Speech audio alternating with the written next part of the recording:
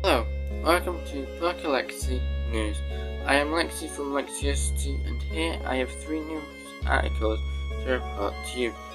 So, coming up today, we have a fan artist who created a regional film for Diancie. Then we have Pokemon fans who are devastated about the lack of technical issues in Tears of the Kingdom. And finally, we have Pokemon fans worried about the future of Pokemon, with the studio named GameFreak starting a new IP. Continue watching as we get into more details on these stories today. As you may know, if you're a friendly user of the Pokemon community, someone on Twitter who goes by fyp has designed a regional variant for Diancie. If you're not aware, Diancie is a Pokemon from the Kalos region. Diancie was said to be a transformation of Carbink, who also comes from the Kalos region. However, Diancie is just not obtainable naturally. Usually, it's from events. But this user created a rock/water regional variant for Diancie, including the Mega Evolution. The variant is seen to be known as the Heart of the Ocean, which is the fictional piece of jewellery from Titanic that Rose owned.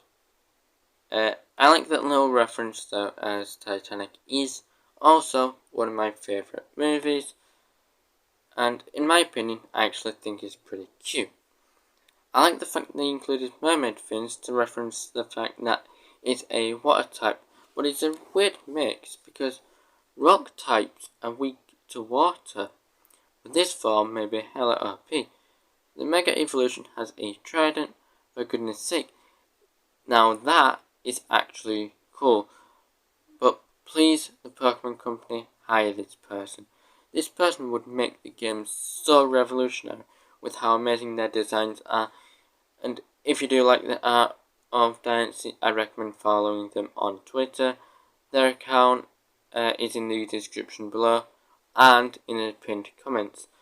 Their art is absolutely beautiful. So if you do like the art of Diancie, please do check out their other art they have created on that Twitter page, and they also have an event art which is linked in their Twitter, so please do check that out too. Let's get into the next piece of news. As you may have heard, Nintendo has released a new Zelda game called Tears of the Kingdom. However, this game made Pokemon fans salty, and as you are aware, also Pokemon Scarlet and Violet is an open world main series game that had lots of bugs. But when Pokemon fans found out that Tears of the Kingdom had little to no bugs whatsoever, they started to realise that the Switch's outdated hardware and really the problem. Pokemon Scarlet and Violet didn't have much of a problem with the pandemic, so they are now realising that maybe it's because GameFreak had the last time they had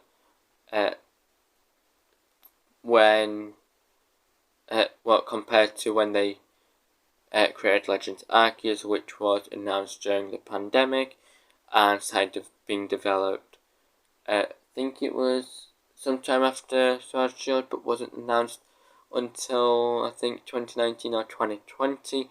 So that was when Legends Arceus was developed.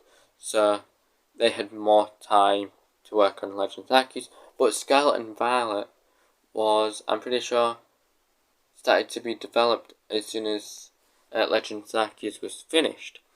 So they only had about a year to finish it, unfortunately.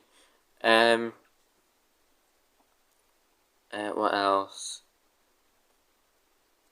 So basically, GameFreak was rushing the game to get it released on deadline, which in my opinion is a bad thing. Never rush a game.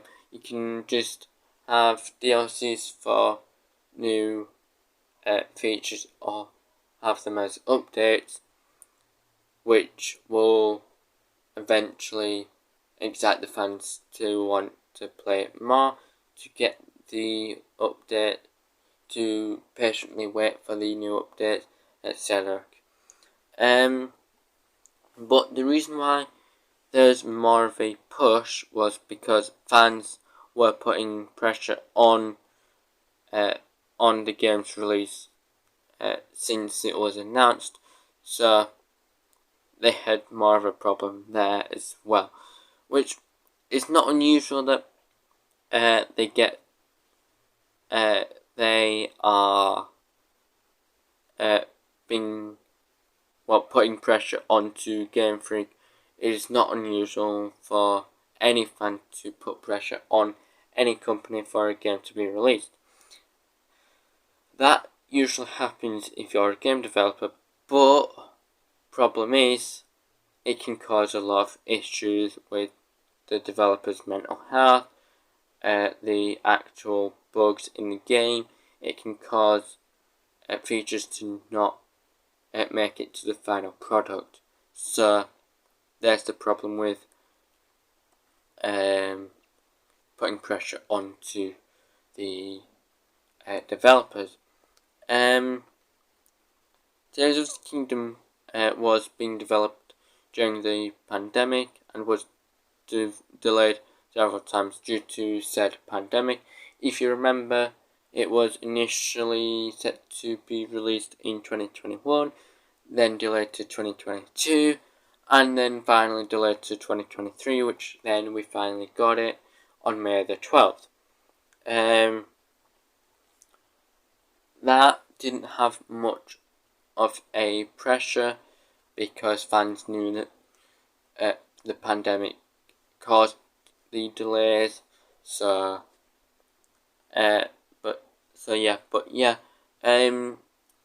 In the future, if any of you guys are listening, don't complain to the developers, don't put pressure on them, let them try and make the deadline.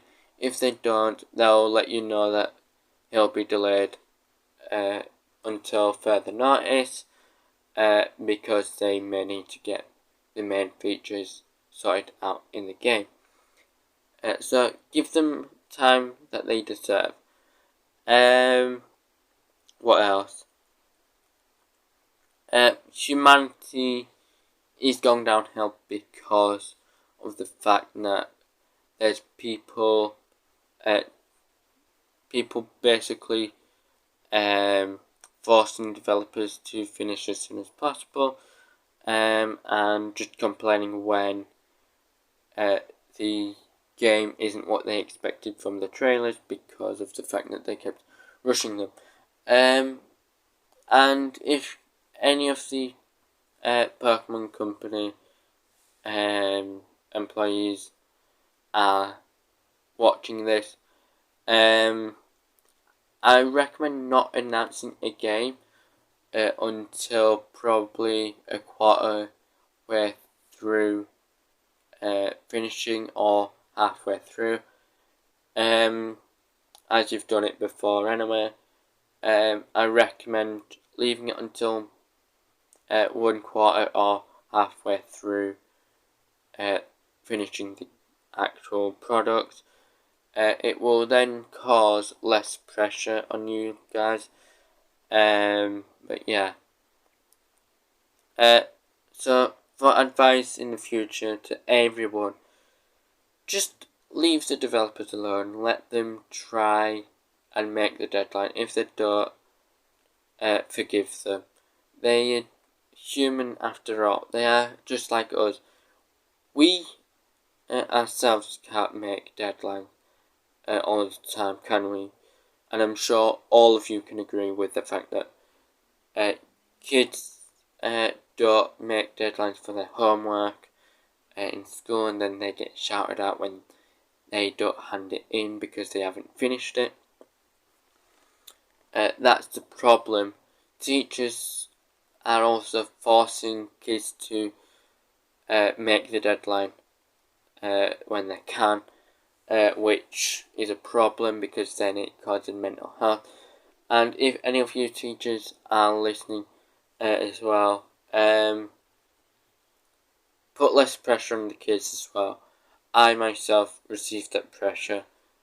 My mental health went down because of it, because I had so much pressure to get everything finished as soon as possible, and then I had exams coming up, so I had to also revise as soon as possible. I had to make sure that I get my head down ready for my exams, and then teachers putting homework on top of that caused issues with my mental health.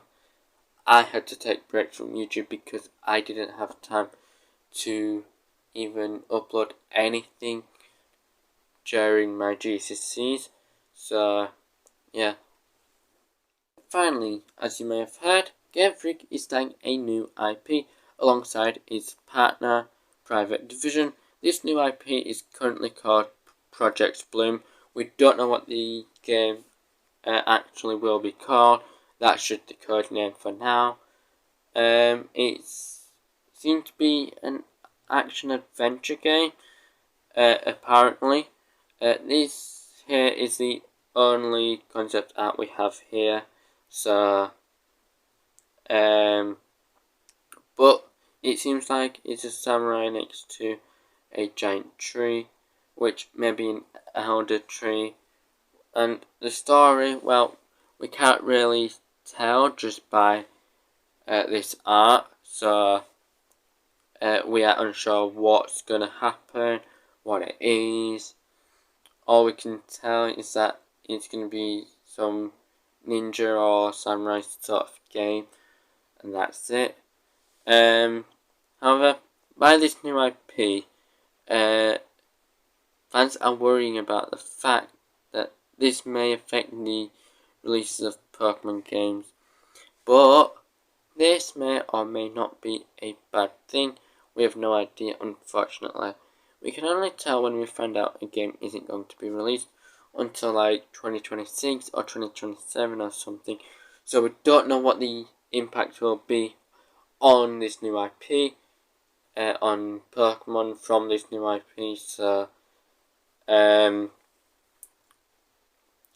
only time will tell. The resources, however, will be reduced for the Pokemon games, so then they can get Project Bloom done, due to the fact that a portion of the studio are going to be working on this new game. So from the previous article I talked about, I recommend giving them less pressure now, because they also need to work on their own game that isn't related to Pokemon, as GameFreak GameFreak doesn't exactly own Pokemon's IP.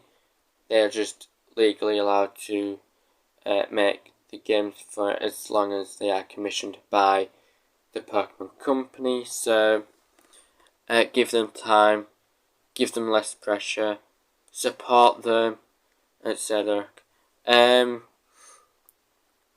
So, technical issues may occur in the future Pokemon games unless they have a workaround, like maybe having less of an open world, making the world a bit smaller than Scarlet and Violet's and Sword and Shield, so then they can cram everything that they can into one game. If not, they can have a DLC to have these features that weren't in the game finally onto the game in a future DLC, or have updates, so then it keeps adding on to the game. That didn't exist pre pre-Sword and Shield because of the hardware limitations. Omega Ruby, Alpha, Sapphire, well, any of the Gen 6 and Gen 7s couldn't have any of the DLCs because it was already big enough of a game already, and the 3DS can't even handle many features of the game itself. And on the original 3DS, it can't even handle the battle sequence very well on Sun and Moon and Ultra Sun and Ultra Moon. So they knew that they can't have DLCs because they also need to make sure that it works on the old 3DSs as well. So yeah. So the open world would already be an issue anyway, as it's difficult to actually play the game when sometimes the dialogue doesn't actually tell you what you need to do, and most of the time you're just wandering about, confused, and most people have to use a walkthrough because of that, which they need to die down on.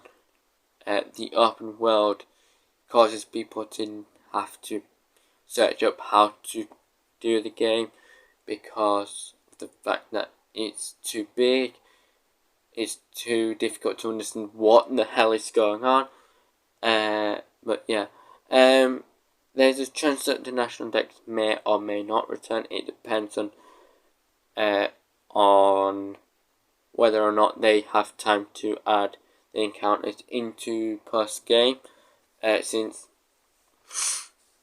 the National Dex is a post-game Dex, so